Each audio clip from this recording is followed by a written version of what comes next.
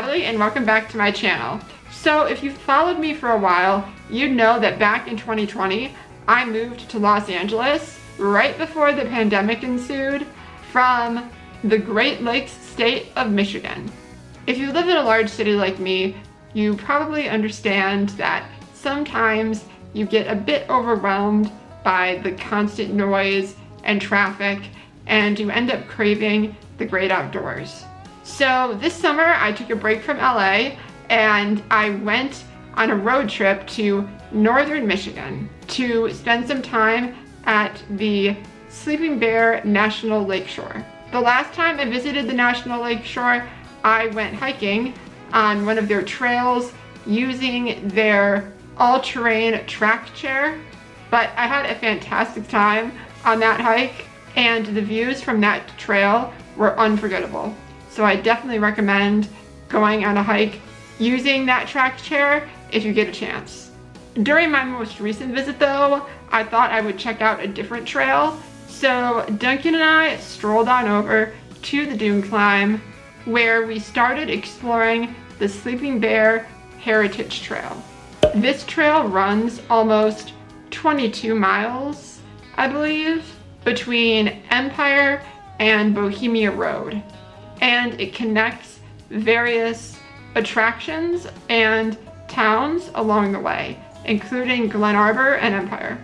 Most of the trail is asphalt, but about 3 miles of the trail is a packed gravel. But the trail is accessible to wheelchairs, bikes, runners, people with strollers. So you can't take like an off-roading bike or anything like that, like a motorized bike on this trail. Power wheelchairs are fine because those aren't considered motorized vehicles. But yeah, but the trail is completely accessible. So yeah, the trail is 22 miles and it connects various attractions to the trail like Glen Arbor, Empire, the Glen Haven Historic Logging Museum, and Lake Michigan Beach. There are numerous points along the trail where you can park a vehicle, so if you're not up to making the whole 22-mile trek, you can start at certain points along the trail and just go for short distances.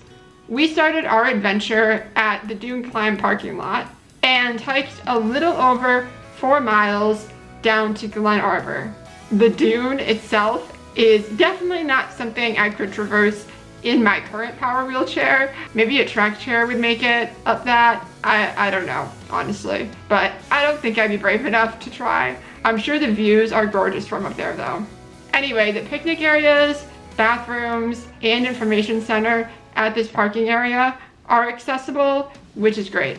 So after parking, we started to explore the Heritage Trail, which starts right at the foot of the dunes. The Heritage Trail weaved through an expansive grass field and then parted a luscious, serene forest filled with berries, flowers, and tons of other wildlife. The path was extremely smooth and easy to navigate in my power chair. I actually passed by numerous bikers, runners, people pushing strollers, and I was able to navigate the path at full speed since I didn't have to worry about viciously hitting a pothole and launching myself forward in my chair.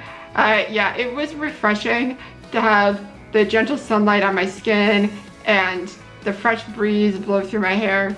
Duncan also really enjoyed being outside away from the road's traffic, which is definitely another perk of this trail. After navigating about 2 miles of the trail, we stopped by the beach at Lake Michigan and also explored the historic logging village at Glen Haven. The village includes a few museums, a blacksmith shop, a general store, and beach access. If needed, a beach wheelchair is also available upon request in the boat museum, which used to be a cannery back in the early 1900s.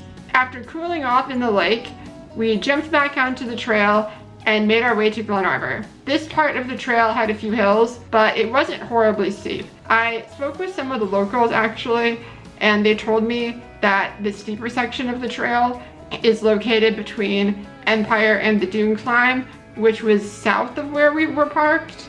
So we actually avoided the more difficult part of the trail, but there are still some fantastic views available from the portion of the trail that we hiked. Once we reached Glen Arbor, we got some lunch and had some ice cream at Cherry Republic, which was delicious.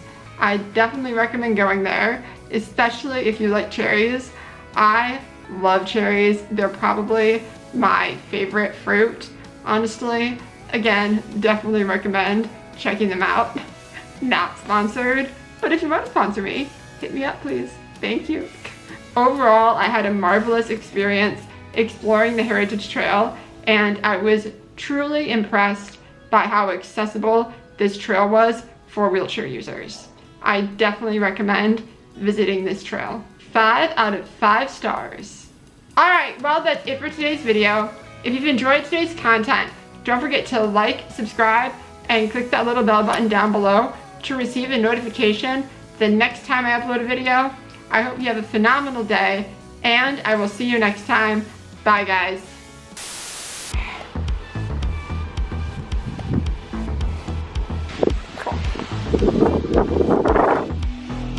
Wow, it's so windy.